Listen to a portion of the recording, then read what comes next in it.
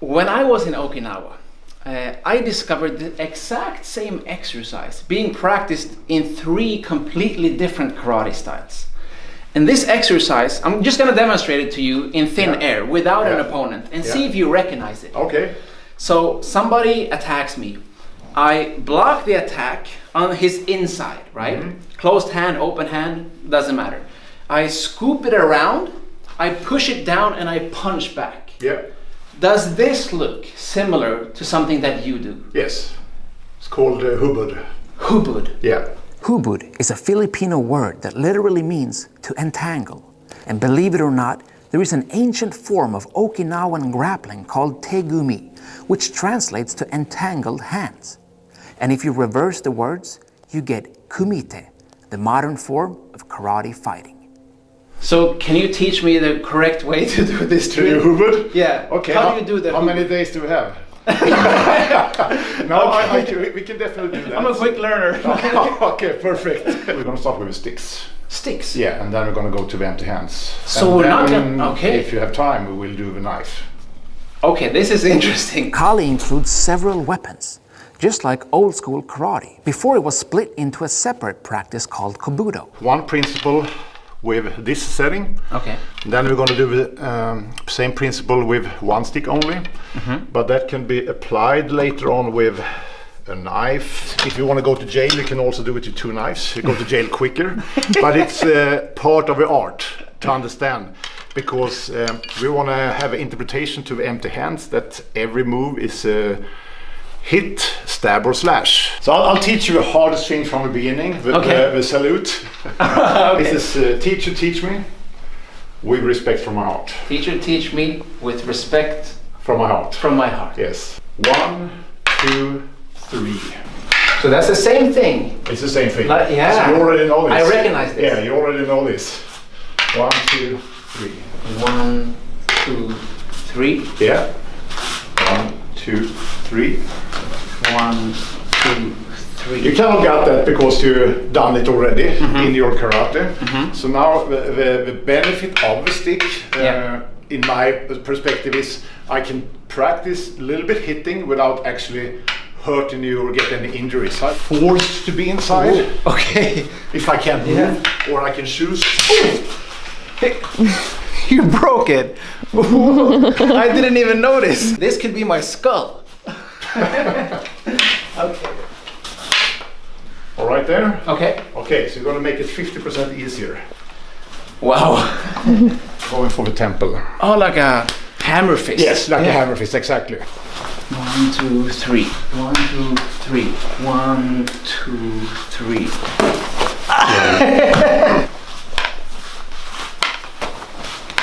So now I can start to do my block together with a hit. Okay. So I will block and hit. Yes. So that could be my disarm, because if you have a weapon in that hand, I'm very eager to be able to disarm it. Wow. So the basic hubud drill is something you can add things to kind of spice it up with different kinds I of need things. to make a little bit fun of this guy now, because if you say hubud, means get naked. What? And that's not going to happen on this class. You need to say hubud. Hubud. Hubud, yes. Okay. Ready for empty hand? Let's now? try. Yes. It's going to be 100% easy now. Okay. And we're going to be doing that. 1, 2. So this is probably what you've been doing in your karate, maybe with different attacks, I don't know, but similar. Yep. We did a straight punch. Okay, that's okay too. Yeah. Maybe we speed it up a little bit and we don't think so much about form, and suddenly I can change the energy, and now you have to react to that. 1, 2, 3. And you can choose if you want to go heavy and powerful, 1, 2, yeah. or you can choose if you want to go a little bit narrow and faster, so you can play with energies there. Yeah. Wow. This is a very valuable exercise, I think. Okay. Yeah. Cool, Just from this short introduction. All right. I'm gonna start teaching this to all my students. I'm stealing this. Yeah, sure. Here. I can Whoa! do that one there. Whoa! That was insane.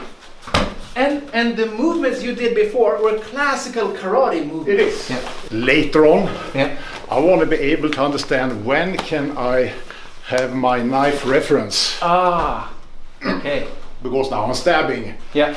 So that might be a reference. Yeah. Okay, now maybe I want to have that boxing. Oh, yeah. So how can I switch over to boxing? Because I will not box with too close. So Right, yeah. it will not be good boxing there. Yeah. But if I have, the elbow game might be here because I'm on that range. Yeah. Or maybe I'm feeling you too powerful. I can't afford to stay here, so I have to use kicking range and stay away from you. I try to wrap it up with doing some blade stuff. Yeah. With the same principle, because I like to have one principle and many applications. Yeah. So we'll take one knife each. Should I have the sharp part towards me or you? And a very common answer when I'm teaching is yes. If I'm looking for slashing in front of me, the blade should be there. But it can also be like I'm on a hook and work with the blade, more like a shaving action. 1, 2, 3. Yes. Forearm. Yes. So every technique can be countered. So this is my counter to your stab, and that might be a counter there. Yeah. And then you're blocking, which is a problem for me, but that can also be countered. Oh. Or I'm trying to do this on there. And then you can start to do change-ups and stuff like that. You killed me thrice. Yes, yes. Do you incorporate any kicks? Yeah, Yeah. sure. How could that look? So if you just drop a knife for a little while, Yeah. inside this framework it would be more short-range kicking to the knees and stuff. Would you say this is the classic Kali kick? Yeah, we call it Sipa. We do Sipa. all our kicks as well. And I talk a lot about how a smaller opponent can hit bigger. So if I'm struggling to do what we just did before because you're tall, so I can't get my head up here, I have to do something to ruin the structure. Should we continue with any more of the blades, or is that it?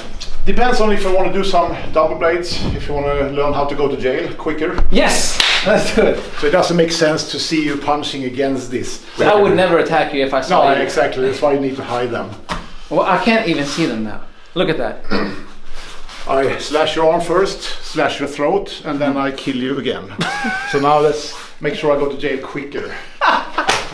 I love that. Don't try this at home. But I'm going to do that with my empty hands now. So I'm doing that. I don't know what this is. Right. So that could be a back fist to the biceps. It could be that I'm just being over there.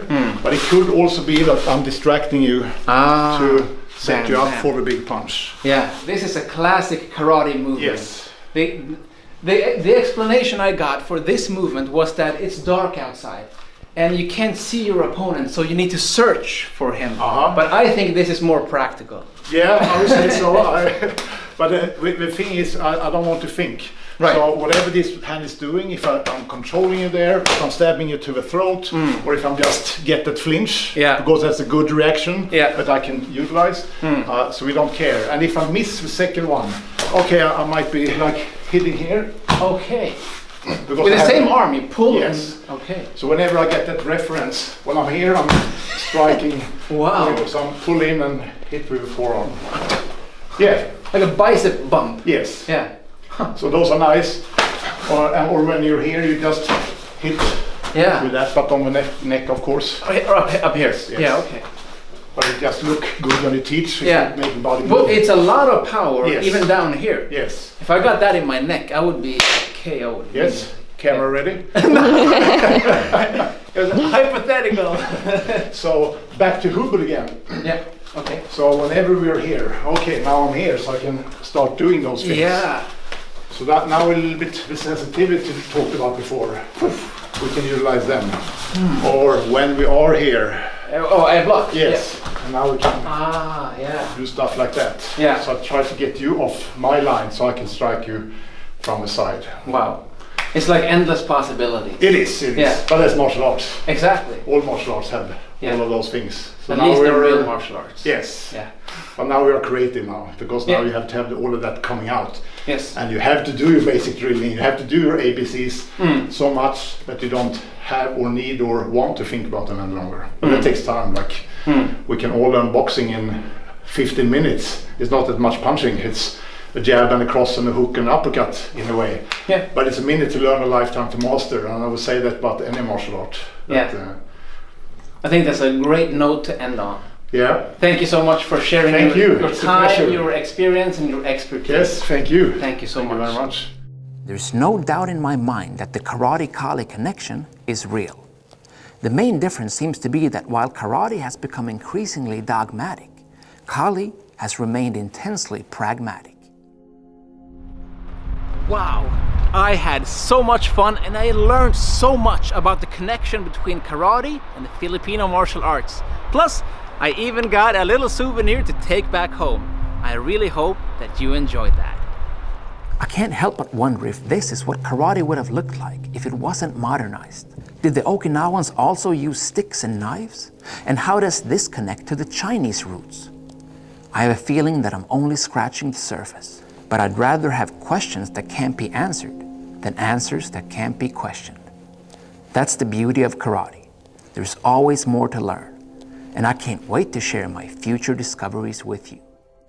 In the meanwhile, check out some of my other videos about the roots of karate, especially the ones I shot in China and Okinawa. Thank you so much for watching. Train hard, good luck, and have fun.